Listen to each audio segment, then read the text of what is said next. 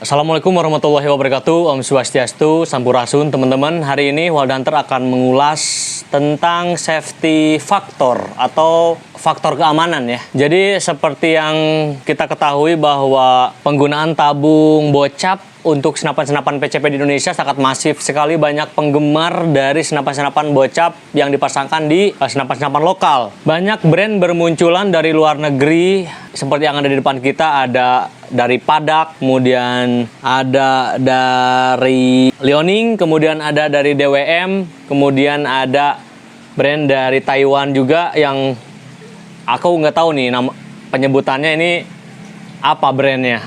Cuman yang jelas ini disebutnya tabung Dural aja. Ini juga tabung Dural, nggak ada nama atau brandnya. Jadi yang akan kita bahas sekarang adalah bagaimana tabung ini ketika dipasangkan ke senapan dan tekanan berapa yang pas untuk tabung-tabung yang ada di depan kita. Sebelumnya kita akan coba bahas bahannya dulu. Yang paling kanan dari saya ini adalah tabung dengan kapasitas 580 cc. Kemudian yang kedua juga 580 cc. Yang pertama ini bahan Dural. Kemudian ini yang Liaoning itu dia bahannya komposit. Kemudian yang ketiga di sini ada 360 cc Slim Taiwan. Ini bahannya Dural. Kemudian kita masuk ke yang keempat, di sini ada Padak. Ini bahannya komposit dengan 360 cc juga. Ini dua ini sama-sama dia mempunyai kapasitas atau volume ruang di 360 cc tapi berbeda diameter atau dimensi. Karena ini slim dia lebih panjang. Kemudian yang terakhir di sini ada DWM. Ini bahannya karbon. Jadi teman-teman ketika menganalisa tabung ini memiliki kekuatan berapa, kemudian cc-nya berapa, teman-teman bisa lihat dari deskripsi yang diberikan oleh si perusahaannya. Di sini biasanya ada beberapa keterangan, diantaranya mungkin ada model, ada modelnya di sini tertera, kemudian ada tes pressure-nya di 50 MPa, kemudian service pressure-nya di 30 MPa, dan service life-nya di 15 tahun. Dan ada MFG date, content, kemudian ada inspection duration, per 3 tahun kita harus koreksi tabungnya, harus cek tabungnya.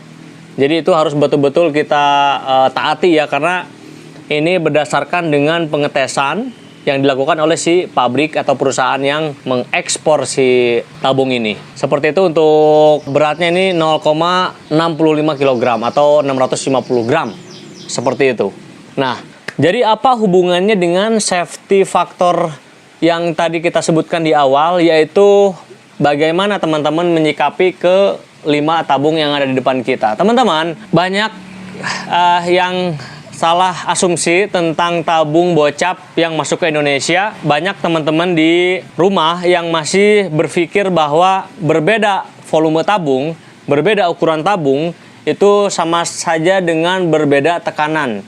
Nah, jadi ketika teman-teman berpikir seperti itu, prinsip berpikir seperti itu tuh menurut kami agak sedikit keliru ya, agak sedikit kurang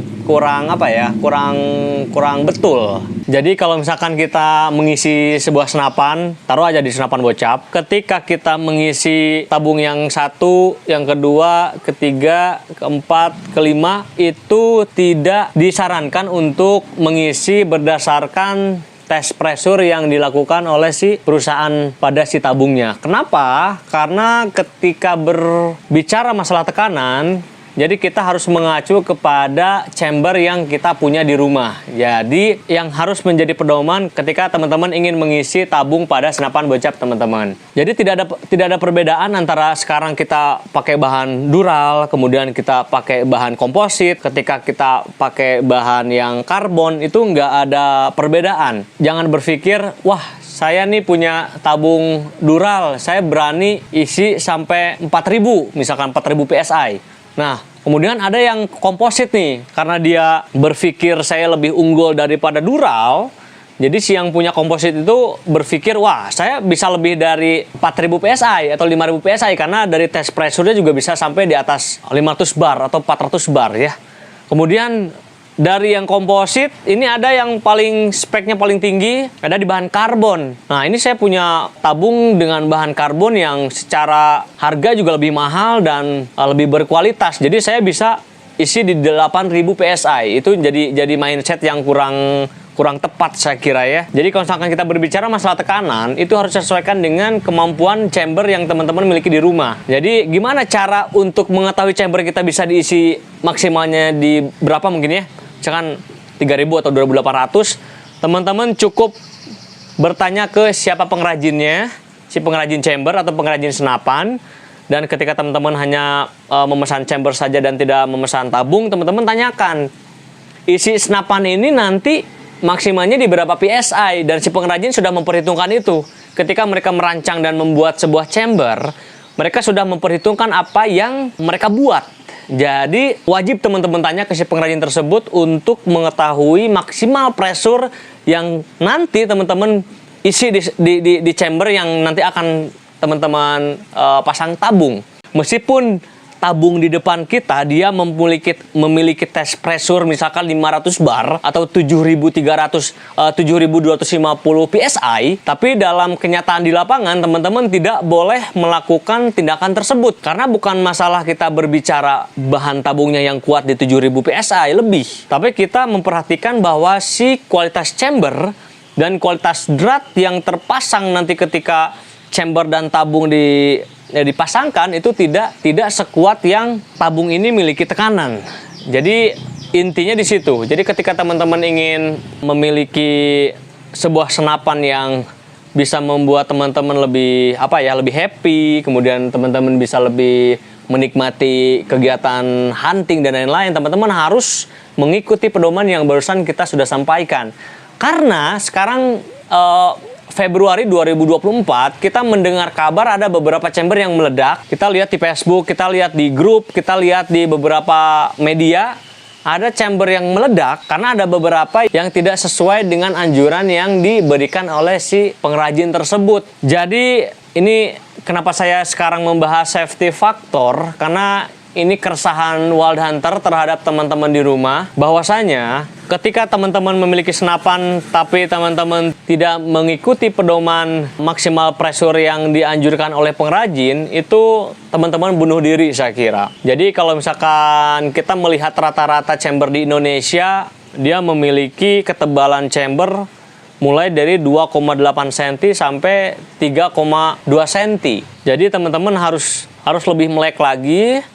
Teman-teman harus tanyakan ruang ledaknya berapa cc, kemudian ketebalan chambernya berapa, kemudian dinding kiri kanannya dia punya berapa ketebalannya, dan itu juga sangat berpengaruh. Itu sangat berpengaruh kepada kekuatan dari si chambernya itu sendiri ya. Jadi dari penjelasan barusan kita bisa simpulkan bahwa ketika teman-teman berpikir bahwa tabung yang lebih besar akan lebih tinggi secara tekanan dari tabung yang lebih kecil. Jadi gaya berpikir itu harus dihilangkan mulai dari sekarang. Jadi tekanan itu semuanya sama.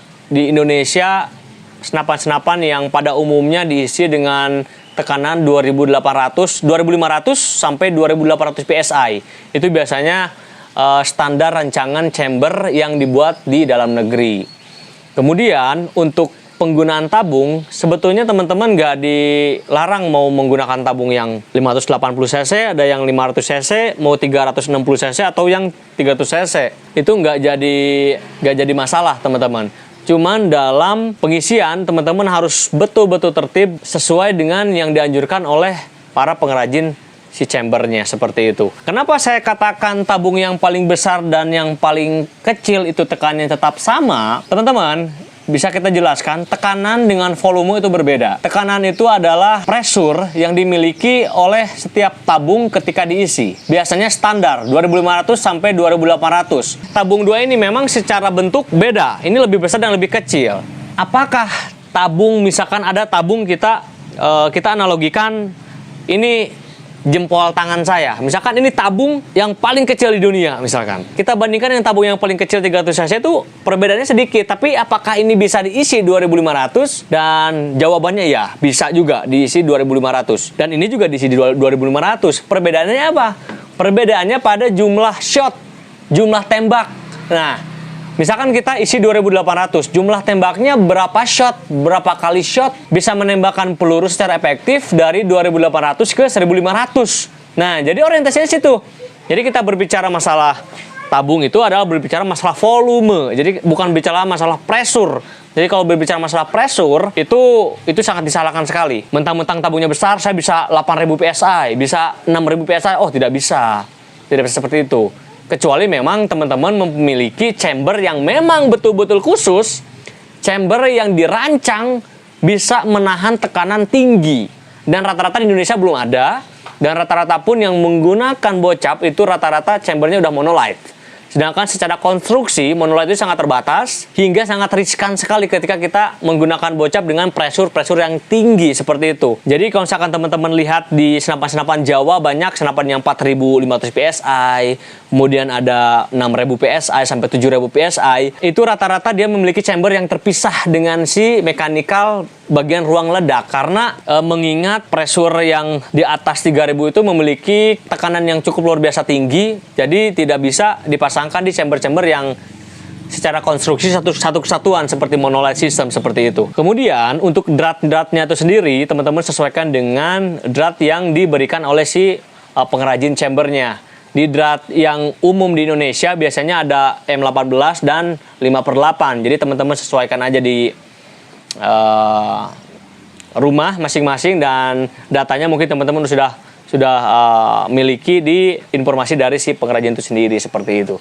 Kemudian kita bahas harga dari tabung-tabung yang ada di depan kita. Untuk tabung teman-teman, untuk tabung di depan kita ini mempunyai harga yang bervariasi di lapangan ya, di pasaran.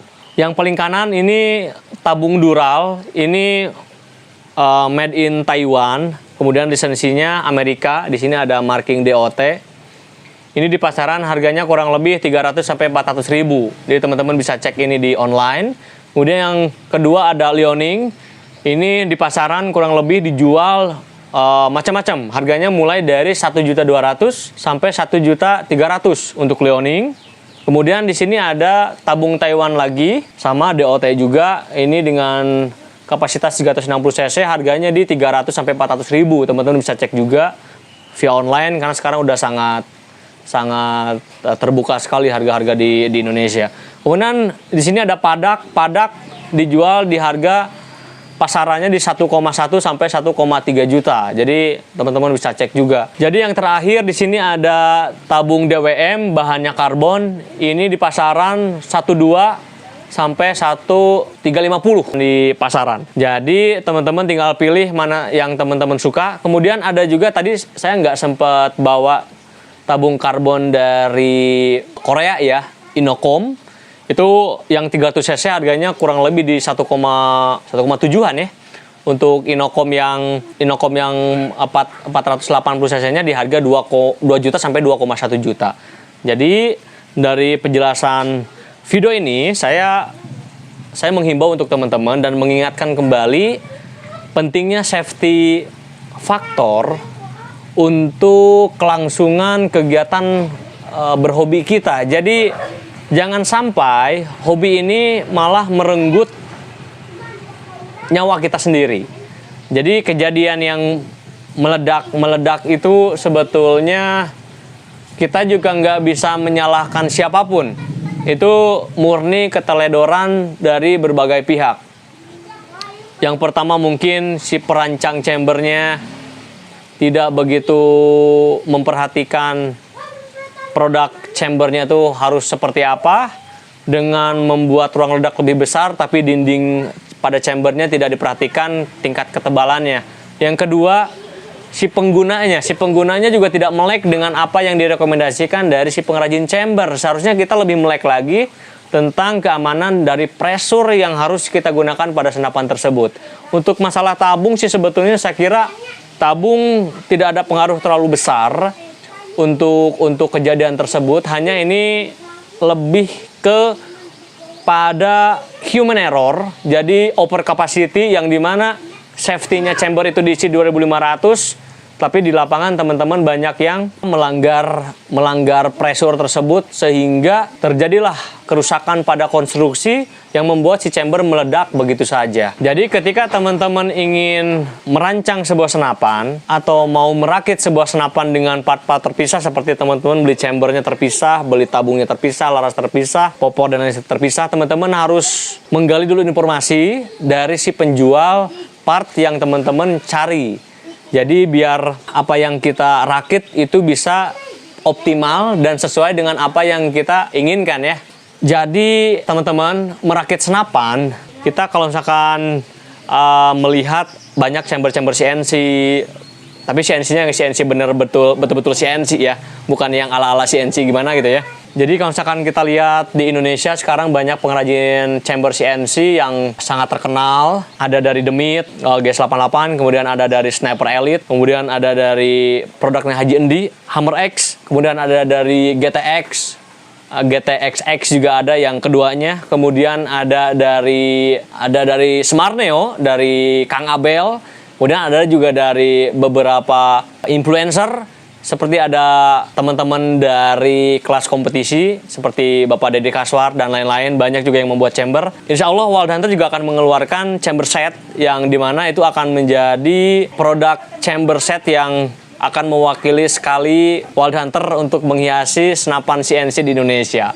Oke teman-teman, mudah-mudahan teman-teman bisa memahami apa yang Wild Hunter jabarkan barusan tentang tekanan dan safety faktor. Jadi mudah-mudahan teman-teman sehat di rumah, unitnya juga pada aman, lancar ketika di dalam hutan dan tidak ada kendala. Mudah-mudahan kejadian chamber meledak, senapan error dan sebagainya semakin minim lagi dengan adanya video seperti ini.